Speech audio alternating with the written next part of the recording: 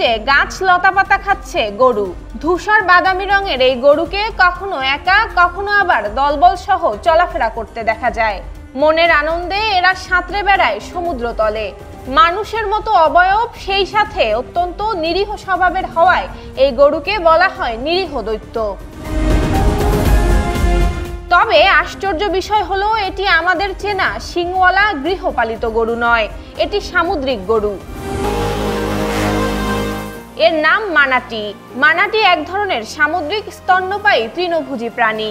এদের গড় আয়ু 40 বছরের মতো হয়ে থাকে। শরীরের আকার হয় 8 থেকে 13 ফুট পর্যন্ত।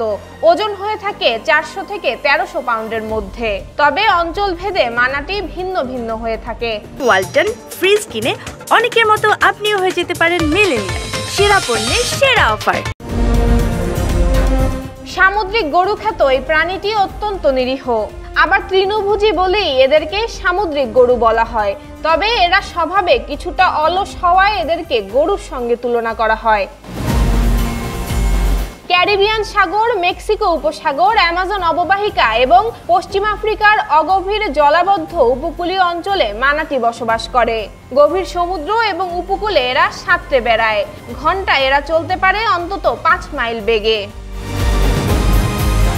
শারীরিকভাবে এদের সঙ্গে মাটির হাড়ির মিল রয়েছে। বিজ্ঞানীদের মতে হাতির সঙ্গে জেনেটিক্যালি মিল আছে এই প্রাণীটির। চামড়া, তেল এবং হাড়ের লোভে শিকারীরা এদেরকে শিকার করে প্রায় বিলুপ্তপ্রায় প্রাণীতে পরিণত করেছে।